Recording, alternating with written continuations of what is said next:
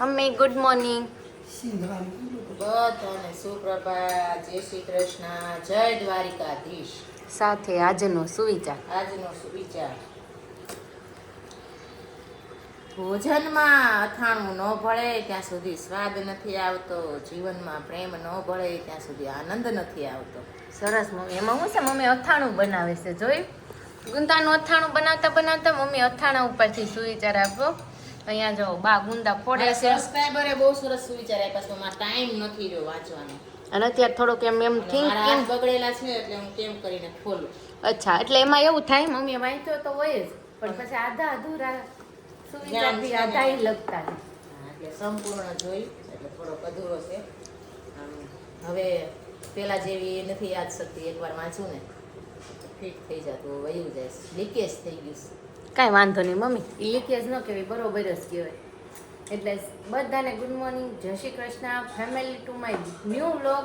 અને મારી ફેમિલી સાથે કોણ કોણ જોડાયેલા છે આજ છે ને, તમે બધા સબસ્ક્રાઈબરોને ખાસ કોમેન્ટ કરવાનું છે કે કોણ ડેઈલી મારા વ્લોગ જોવે છે. અને મને પણ આમ આઈડિયા આવે કે જે ડેઈલી મારા ફેમિલી સાથે જોડાયેલા છે, જેને દરરોજ મારા વ્લોગ જોવા ગમે છે, ખાસ કરીને આજના વ્લોગમાં મને કોમેન્ટ કરજો. અને કોને કોને કેવી મજા આવે છે, કોને કોને શું શું ખાસ વાત ગમે છે, બધા કોમેન્ટ કરજો. અને મનસ્વી જોવો જાગીને આવી ગઈ. ઓહ, આજે અત્યારે હજુ વાગ્યા છે 9:10 રાઈટ, 9:10 વાર છે. અને હજુ તો બધું છે ને જાગતા જાગતા એટલે આવે છે. એમાં હયાંશ તો હજી સૂતો છે. હયાંશને જો આગળ માથે ઢોલ વગાડવી ને તોય ન જાગે. તમે રયાંશની થોડી સારી ઊંઘ છે. અને મનસ્વી જો હજી જાગીને મોટું તો મનુ. જય શ્રી કૃષ્ણ. કેવી મજા આવે છે વેકેશનમાં સુવાની? બહુ મજા આવે છે ને. પછી હમણાં સ્કૂલ ચાલુ થશે, હજુ તો વાર છે ઘણી. બેયને ઉઠવું જોશે, બેયને ઉઠવું જોશે. શું કેવું છે તું બેન? બેયની સ્કૂલ સવારની. હમણાં મનુના મેમ શોપિંગ કરવા આવેલા. ત્રણેયને ઉઠવું જોશે. ત્રણેયને ઉઠવું જોશે. ત્રણેયને નહીં, ઘણા ચારેયને ઉઠવું જોઈએ. 3 છોકરા ને 3 છોકરાની મમ્મી. પણ એને 9 વાગે જવાનું, એટલે તમારે ઉપાધિ નથી બે જણાને, બે મા દીકરાને. અમારે 3 ને 6 વાગે ને કે બસ આવી જાય, એટલે અમારે 3 ને ઉપાધિ છે. અને જો સવારમાં 9 વાગે એક મનુનો જ છે તો બેન, તમારે મનુનો નહીં વાંધો આવે, આની ઉપાધિ રહે જાગવામાં. જાગી જાય પણ નાઈને બહાર નીકળે નાની ઓની જેમ ધીમે ધીમે હાલે, પછી ધીમે ધીમે રૂમાલ લે. નહીં પછી તો જોતું ફટાફટ સ્કૂલે જવાનું હોય ને ત્યારે તે આમાં ઇમરજન્સીમાં નવાઈ હોતે ને જાય. તને ખબર છે? બસ ખબર હોય, બસ ઊભી ન રહે, હગી થોડી થાય દરરોજ. એટલે સવારનો હમણાં પણ હજુ વેકેશનની વાત છે, 15 દિવસની ખુલે ત્યારની વાત છે, પણ અત્યારે વાત થાય છે. અને હમણાં મનસ્વીના મેમ આવ્યા હતા ને, મનસ્વી ફેશનમાં શોપિંગ કરવા, ત્યારે એમના મેમ કહેતા કે હવે તો બંને એને સવારની સ્કૂલ થઈ ગઈ ને. મેં કીધું હા. એટલે સવારમાં મારા અહીં નાવા જશે ને એટલે શરીરને સાબુ અડ્યો કે ન અડ્યો નવાઈ ગયું, અને દાંતને બ્રશ અડ્યું કે ન અડ્યું દાંતનું બ્રશ થઈ જાય. એને મારો દીકરો લંગોટી વાળીને બારો દીકરો છે, જોને તો પછી ભાડ્યું ન ભાડ્યું તો કપડાં પહેરાઈ જશે, ચા દૂધ પીવાઈ જશે, જે બોનવીટા જે પીવું બધું તૈયાર થઈ જાય ફટાફટ. એમ મારે મગજ મારી વધી જાય થોડી. મગજ મારી તો રહેવાની છે, કારણ કે જો મનસ્વી વાહે રહી ગઈ તો પછી ઈ પેલા નાવા નહીં જઈ શકે, પેલો હક ભાઈનો લાગશે. એટલે મારા મનુને જાવ પેલા નાવું હોય ને તો અહીંથી વેલા નાવે જાગવું પડશે, નકર તને ઈ નહીં જવા દે નાવા. આયા સમજ મેં મનુ પેલા ઉઠીને નાઈ લે. હમું જોતો આદત પડી ગઈ.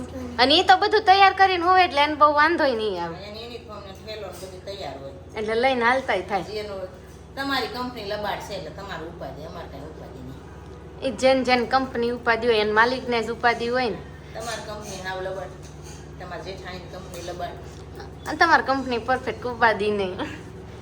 એટલે મમ્મીને કાંઈ ઉપાધિ નથી. ચાલો હવે મારા મશીનમાં કપડાના લાસ્ટ મિનિટ આવી રહી છે. આપણે કપડાં કાઢીને સુકાઈ આવીએ. તડકો આવી ગયો માથે એટલે 12 વાગ્યા એમ કહેવાતું ને પહેલાના જમાનામાં. માથે આવ્યો એટલે 12 બપોર થઈ ગયું પણ અત્યારે તો કપડાં સુકાય નહીં કેલાઈ જવા જોઈએ. ના અત્યારે હુકવાવા જોઈએ. આ જો બા ગુંદાને ફાડિયા કરી નાખ્યા. હવે હાલો હવે આપણે જઈએ આપણે કામે લાગી જઈએ. બહુ બધું કામ હોય છે ડેલીનું, અને આમ ફ્રી પણ હોય, મજા કરીએ, એન્જોય કરતા કરતા કામ કરીએ, મસ્તી કરીએ, મોજ લઈએ ફેમિલીમાં. શું કેવું મનુ? મનુ, હવે હું આગળના વેકેશનનો પ્લાન છે? કોણ? હું હાલને લઈ જવાય. તું કે અહીંયા લઈ જવાય લદાખ. સારું હાલો. મનુને જવું છે લદાખ. તો મારે ને હમણાં હું ખમો, હવે હું સાંજે હું પછી લદાખ જઈએ. સાંજની ટિકિટ બુક કરાવી દઉં એટલે સવારે પહોંચી જઈએ. સવારે રિટર્ન આવવું છે તો આવતા રહીશું, નહીંતર આમ કાંઈક ભત્રીજી કંઈક કરશું. મન ફાઇનલ ને લદાખ? સારું હાલો, રાતની ટિકિટ કરાવી નાખું છું લદાખની. મારી મનસ્વી કોમેન્ટમાં કહેજો તમે. તમારે કોઈને આવવું હોય ને લદાખ તો પાછું મને ટાઈમે કહી દેજો. 11 વાગ્યાની ટિકિટ હોય પછી રાતે, એટલે બેસી જવાય. પછી સવાર પાછા જલ્દી રિટર્ન હોય એને પાછા સવાર ન પહોંચીને આવી ગઈ પાછા. તો ચાલો, 8:45 વાગવા આવી ગયા છે અને અહીંયા ગાર્ડનમાં જવા માટે તૈયાર થઈ ગયા. મમ્મી, પ્રિયાંશ અને હયાંશ. કોણ કોણ ગાર્ડનમાં જવાનું છે? પ્રિયાંશ? હા. અને બીજું કોણ? હા. પછી પછી કોણ? બામરી અંદર છે. તો ચાલો, જો આ ગાર્ડનમાં બોટલ ને બધું તૈયાર થવા માંડ્યું છે. પીયું, મોટા મમ્મીને લઈ જા. તમારે નથી જવું ગાર્ડનમાં? તો તમે ને મારા ભાઈ મેચિંગ કર્યું છે આજે ઓરેન્જ ઓરેન્જ. તમે આજે ઓરેન્જ કલરનો શર્ટ પહેર્યો એટલે મારી બેને ઓરેન્જ કલરની કુર્તી પહેરી. લે, અત્યારે ખબર પડી. ઓરેન્જ જો અત્યારે ખબર પડી. ઓરેન્જ ઓરેન્જ ઓરેન્જ ઓરેન્જ અને આ ઓરેન્જ કેવું મારે. इसको बोलते ઓરેન્જ કા બીજ. એટલે આજે ઓરેન્જ ઓરેન્જ. બારે ગુલાબી પહેર્યો જો. મારે ઓરેન્જ લઈ આવું ટી શર્ટ. મને બહુ શોખ થયો છે આજ તો ઓરેન્જ ટી શર્ટ પહેરવાનો. પણ મને મળવું જોઈએ ને ઓરેન્જ ટી શર્ટ. મમ્મી અત્યારે જાવશો ને ક્યાંક તો મારે હાટુ ઓરેન્જ ટી શર્ટ લેતા આવજો ક્યાંક.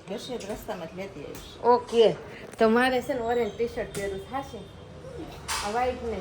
તો ચાલો હવે આ 8:45 વાગ્યા. મમ્મી હાશે ને તમે ગાર્ડનમાં જાવ? મને તેમ કે ખોટું એને કે મેં આધો પાણી બેસાડ્યો તો આંખો બંધ કરાવી. એને પ્રોમિસ તોડ્યો નહીં તો મારે નતું ને છે. એટલે પછી એટલે એને એમ કીધું ગાર્ડન ધમકાવાની તેવડ હોય તો પછી આમ કરવાની તેવડ હોવી જોઈએ છે, એટલે ગાર્ડનમાં જાવું લઈ જા. ઓકે મમ્મી, અમે કાલ ઘડી કાઝલ લેક ગાર્ડનમાં ગયા હતા, પણ પવન અફલા તું. અહીંયા પવન ન થાવ. અહીંયા ન થાવ તો લેક ગાર્ડનમાં જ બહુ, આડા આવી જાય છે ને એટલે લેક ગાર્ડનમાં જ બહુ પવન આવે છે. તો બધાને છે ને જય શ્રી કૃષ્ણ અને જય દ્વારિકાધીશ. અને કાલે મળે છે મમ્મી નવા સુવિચાર સાથે, નવી સવાર સાથે, નવા સુવિચાર સાથે. અને આ ભાભી જો મૂંઝાઈ ગયા છે. ભાભીને સુવિચાર મારા સબસ્ક્રાઇબરે આપ્યો છે ને એ આપવાનો. ઓકે, આજે મેં વાંચ્યો હતો, મારાથી વંચાણો હતો. ઓકે, એટલે મમ્મી વાંચી લીધો છે. અને અહીંયા બા બેસી ગયા છે. બા ઊંઘ આવે છે? એમ ટાઈમ થઈ ગયો. ચાલો પથારી કરી દઈ. બાને હુઈ જાય ને ભાભી તમે પથારી કરીને હુઈ જા. તમારા ગાડલું ને ગાડવી તૈયાર છે. હાલો, તો હવે છે ને 8:45 વાગી ગયા છે. આપણે એન્ડ આપીશું. કાલે મળીશું નવા ફેમિલી બ્લોગ સાથે. ત્યાં સુધી બધાને જય શ્રી કૃષ્ણ, જય દ્વારકાધીશ.